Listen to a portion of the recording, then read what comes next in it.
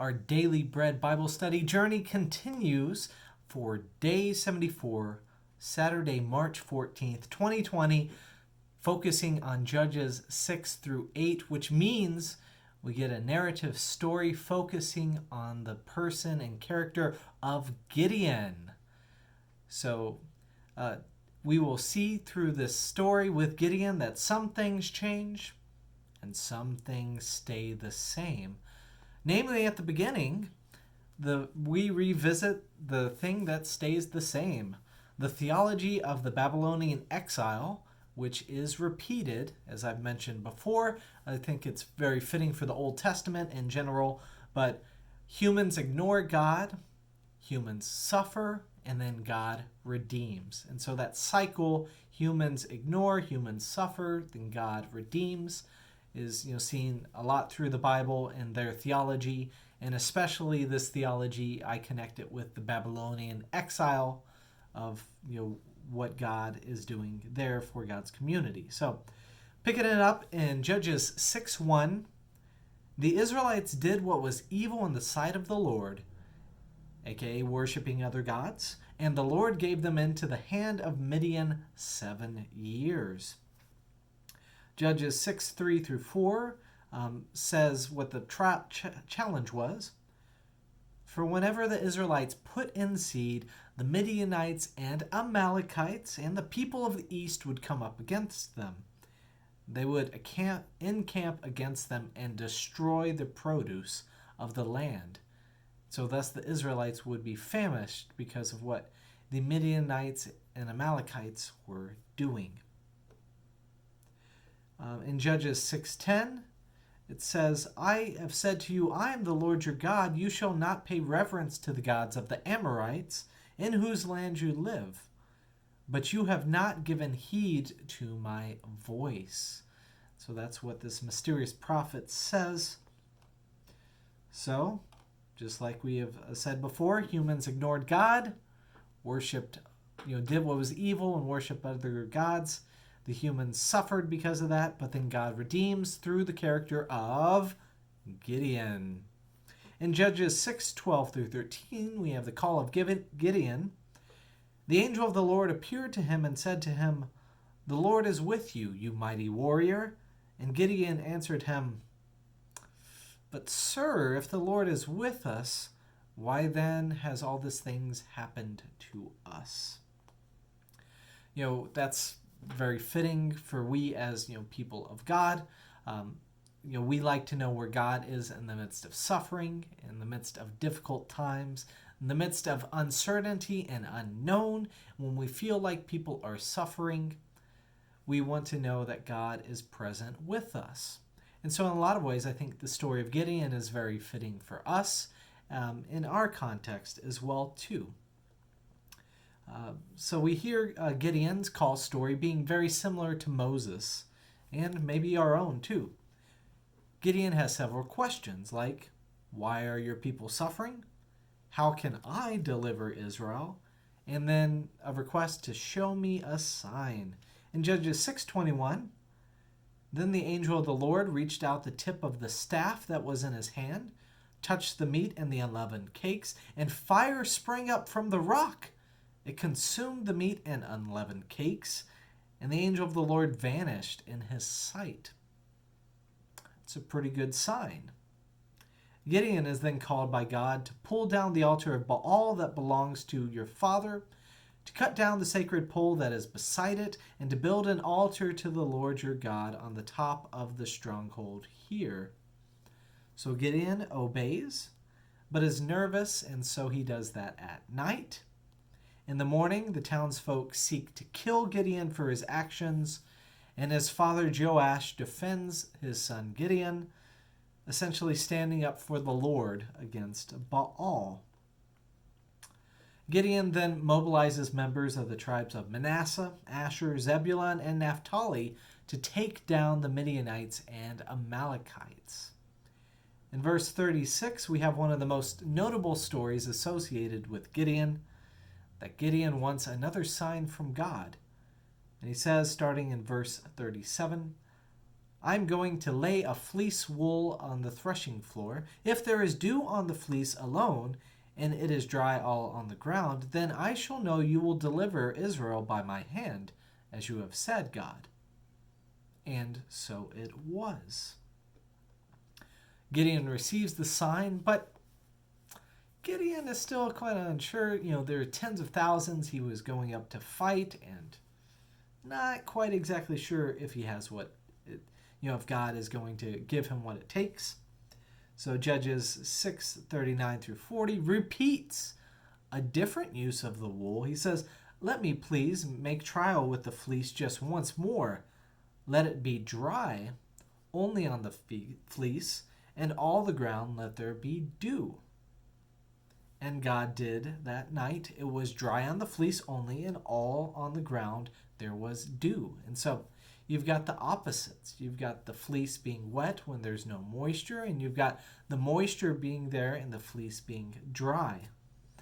So these signs given to Gideon are to encourage him that thus God is with him and will deliver Israel. So there in Judges 7, we hear that Gideon goes with God. And then Gideon hears that God has some request of Gideon too. God has two requests, namely, God wants anyone unsure of battle to leave, because God thinks that too many troops will make, quote unquote, in Judges 7:2, Israel would only take credit away from me, saying, my own hand has delivered me. They would say that they didn't need God. So God sends 22,000 away, leaving only 10,000 troops left. But God thinks that is too much against these Amalekites and Midianites. So God further reduces the troops to 300.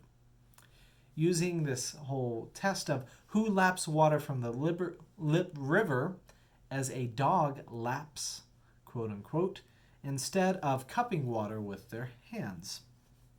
Judges 7:7 says, Then the Lord said to Gideon, with the 300 that lapped, I will deliver you and the Midianites into your hand. Let all the others go to their homes. I don't know what Gideon is thinking, he's imagining, but it's not looking like the strong force he was able to gather would be all that good. But with the army of now 300 troops, he follows God's lead. Hey, if you're going to ask God to do signs and wonders with fleece, you need to be willing to follow what God has to say. Yet again, God provides another sign of God's acting, and then invites Gideon into this trust exercise, saying, That same night the Lord said to him, Get up and attack the camp, for I have given them into your hand. But if you fear to attack with 300 men, go down to the camp with your servant Purah, and you shall hear what they say. And afterwards your hands shall be strengthened to attack the camp. So Gideon goes and overhears the enemy troops describing a strange dream of a collapsed tent, getting knocked over by bread. Gideon worships God and then goes and rallies the troop, understanding that the strange dream is about him delivering the people, his people from these hands by taking his men and coming down upon the enemies. In Judges 7:22, we have the action. When they blew the 300 trumpets, the Lord set every man's sword against his fellow and against all the army, and the army of the Midianites fled. Thus, Gideon calls the leaders of Ephraim to overtake the Midianites, which they do. We move with that success to Judges 8, of trying to hunt down the Midianites and root them out for good. Instead of being pleased, the Ephraimites are unhappy Gideon acted with only 300 men. Gideon calls their capture of the Midianite leaders valuable, so they essentially drop their complaint. still in pursuit of the 15,000 troops of the Midianites. Yes, 300 pursuing 15,000. The people of Succoth and Penuel refused to feed Gideon's 300 men. Gideon then swears retribution, which he takes after capturing 2 Midianite leaders.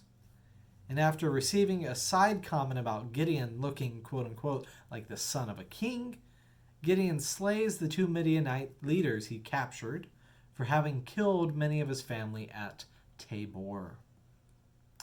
Then we have the story called Gideonites' idolatry, picking up in Judges 8:22 through 23. Then the Israelites said to Gideon, "Rule over us, you and your son and your grandson also, for you have delivered us out of the hand of Midian." So that comment, "Hey, you look like the son of a king." How does Gideon take it? Well, Gideon does well and says, "I will not rule over you, and my son will not rule over you. The Lord will rule over you." So Gideon refuses kingship.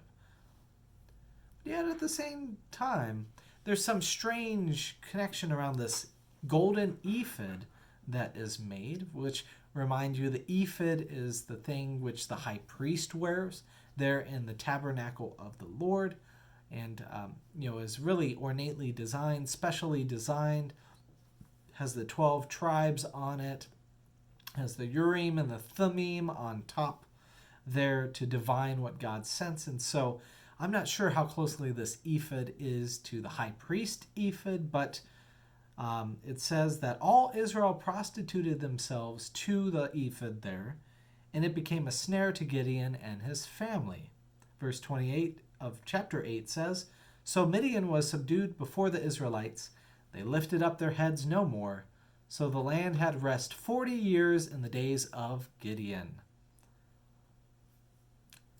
Great success. The cycle of God's redemption has continued, and they get to celebrate. That is a great way to close the chapter. But unfortunately, Judges 8:33 says the cycle repeats itself. As soon as Gideon died, the Israelites relapsed and prostituted themselves with the Baals, making Baal-berith their god. And the Israelites did not remember the Lord their God, who had rescued them from the hand of all their enemies on every side. And they did not exhibit loyalty to the house of Jerubbaal, that is Gideon, in return for all the good that he had done to Israel. So like I said, some things change, yet some things remain the same. And that cycle will continue over and over again through the Old Testament. We will pick up the continuation of the cycle and the story there with Gideon's son Abimelech next time.